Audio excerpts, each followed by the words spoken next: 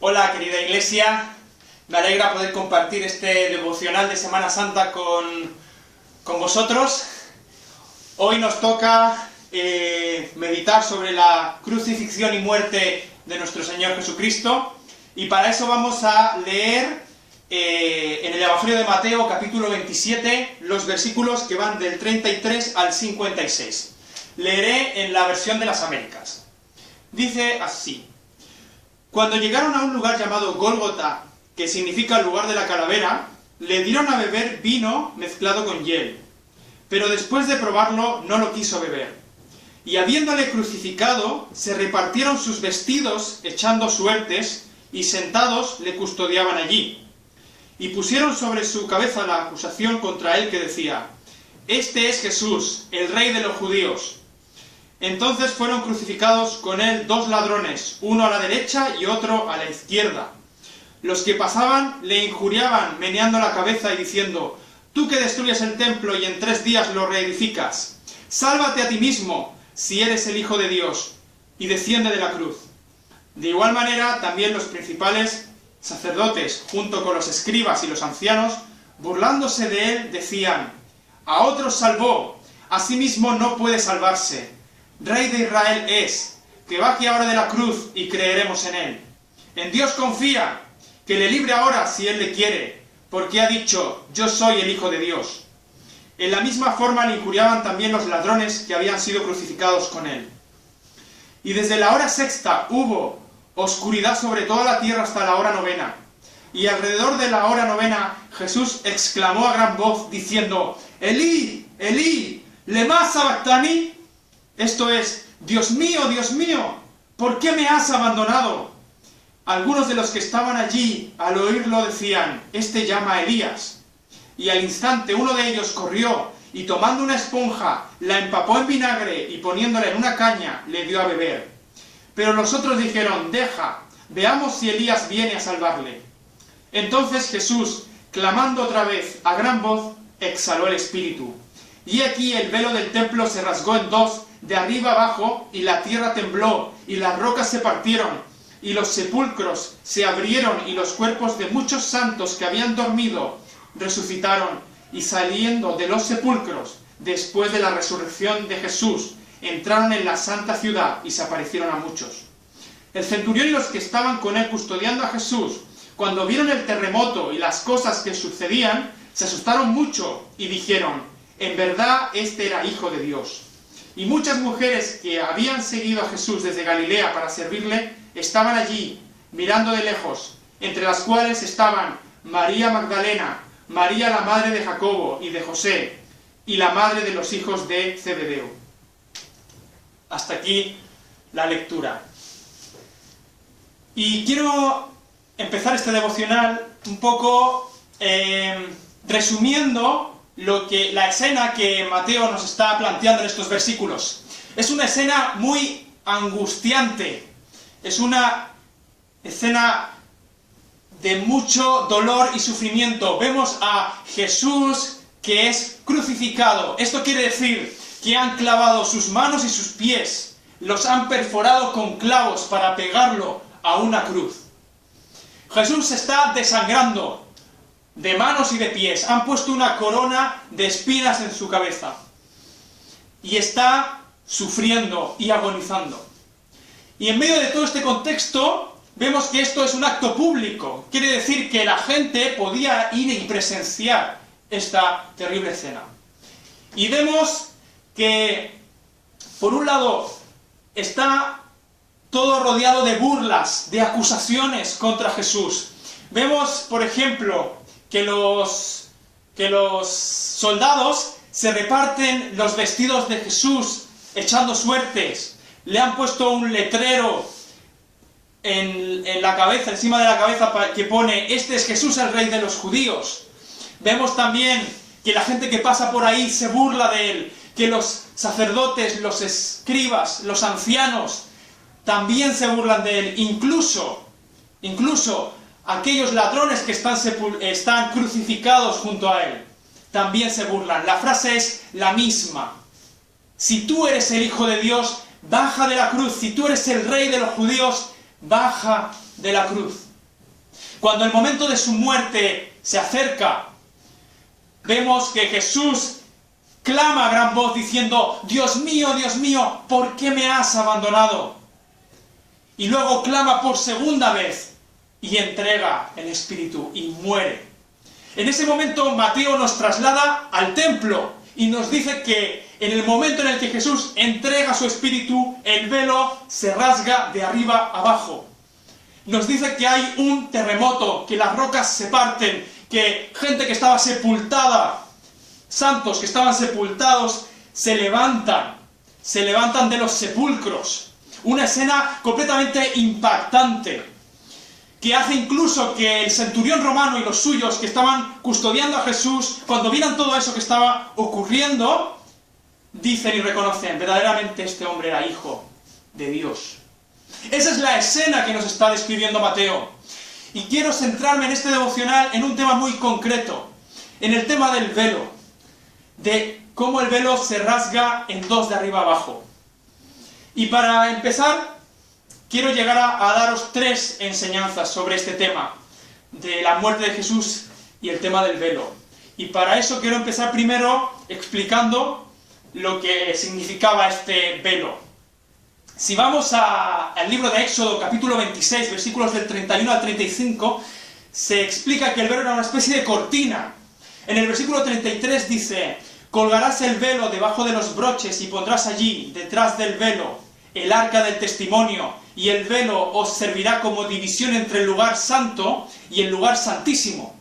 Quiere decir que estas indicaciones que se dieron para el tabernáculo, que también se utilizaron para construir el templo, lo que hacía el velo era separar el lugar santo del lugar santísimo. En el lugar santísimo estaba el arca del pacto y estaba la presencia misma de Dios en el lugar santísimo, de tal manera que no podía entrar ninguna persona porque moriría en la presencia de Dios, porque las personas somos pecadoras y Dios es santo. En su presencia moriríamos.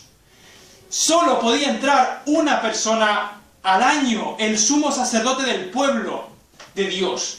Él podía entrar una vez al año para ofrecer sacrificios por los pecados. Él podía cruzar al lugar santísimo, cruzar el velo, pasar por el velo, para ofrecer sacrificios por los pecados que él mismo había cometido y que el pueblo había cometido. Esto lo leemos en Levítico capítulo 16 y en Hebreos capítulo 9, versículos 6 y 7 y otros pasajes también de Hebreos. Entonces, el velo, esta cortina, especie de cortina, refleja la barrera que separa a Dios de las personas. Una barrera que se levanta porque Dios es santo y las personas no lo somos.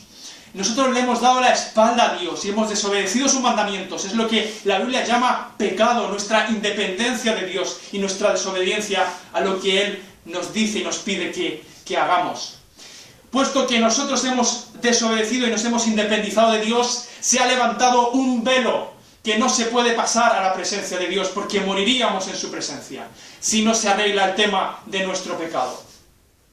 Eso es lo que significa el velo. Y a partir de aquí, me gustaría dejaros con 3 enseñanzas que podemos aprender de todo esto que estamos diciendo. En primer lugar, Jesús murió por nuestros pecados.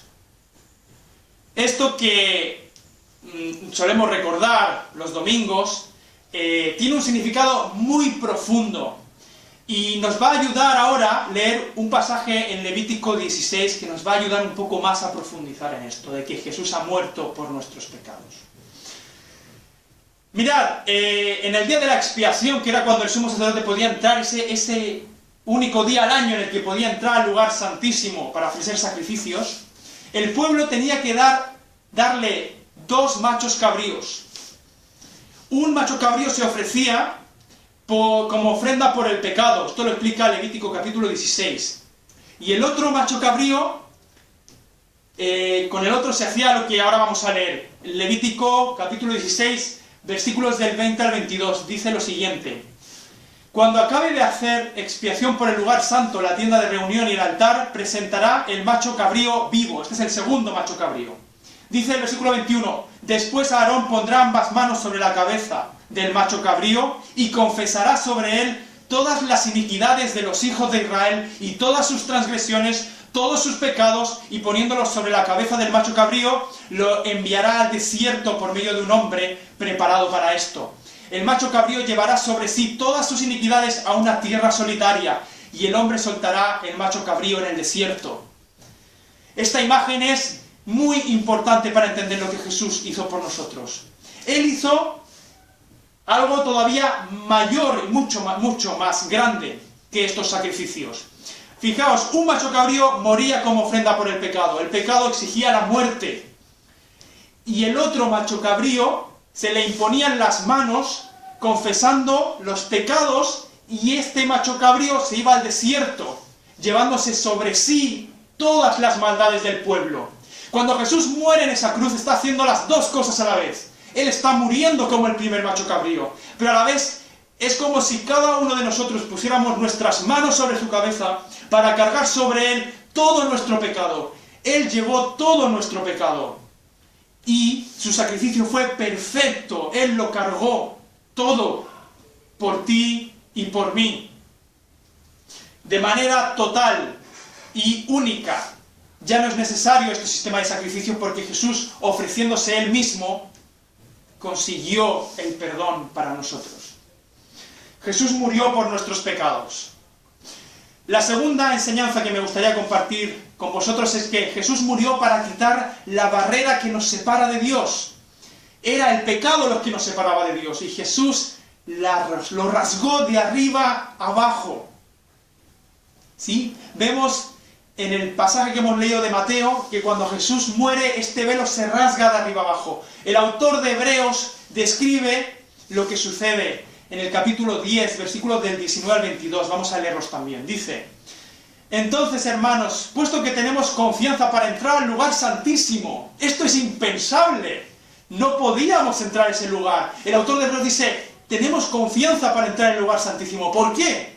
Por la sangre de Jesús, por un camino nuevo y vivo que Él inauguró para nosotros por medio del velo, es decir, su carne. Y puesto que tenemos un gran sacerdote sobre la casa de Dios, acerquémonos con corazón sincero, en plena certidumbre de fe, teniendo nuestro corazón purificado de mala conciencia y nuestro cuerpo lavado con agua pura. La muerte de Jesús eliminó el velo de separación. Por eso es tan importante esta escena. Por eso Mateo, Marcos y Lucas nos llevan allí, a esta escena de cómo el velo se rasga en dos. Jesús elimina esa barrera. Ahora tenemos acceso a Dios. Tenemos acceso a Dios. Él nos ha liberado de la culpa y de la muerte eterna que recae sobre nosotros por ser pecadores. Y nos ha permitido entrar en la misma presencia de Dios, acercarnos a Él, vivir una nueva vida con Él y para Él, y disfrutar de Él por la eternidad. En tercer lugar, Jesús murió para reconciliarnos con Dios. La muerte de Jesús nos habla del amor y del perdón que ofrece Dios. Él no nos ha dado por perdidos. Nosotros construimos ese velo con nuestras maldades y nuestra independencia de Dios. Y no podíamos destruir ni rasgar ese velo. Solo Dios podía hacerlo. Y Él decidió hacerlo. Él tomó la iniciativa. Él nos tendió la mano. Él hizo posible que nos pudiésemos reconciliar con Él y tener nueva vida en Él. Él ha dado el primer paso, el paso más importante. Y ahora quiere que nos reconciliemos con Él. Pablo lo explica en 2 Corintios 5, 19, 20. Fijaos estas palabras. Dice: Dios estaba en Cristo reconciliando al mundo consigo mismo, no tomando en cuenta a los hombres sus transgresiones, y nos ha encomendado a nosotros la palabra de la reconciliación. Por tanto, somos embajadores de Cristo, como si Dios rogara por medio de nosotros. En nombre de Cristo rogamos: reconciliaos con Dios. Dios quiere reconciliarse con nosotros. Si nunca has creído en Él, estás a tiempo de buscarle. Dios ya ha dado el paso para que te reconcilies con Él. Tienes que arrepentirte de tus pecados, de haberle dado la espalda y depositar tu confianza en lo que Jesús hizo por ti. Si decides seguir ese camino y seguir a Jesús, puedes hacer tuya la preciosa promesa del versículo 17 de este pasaje que hemos leído de 2 Corintios capítulo 5.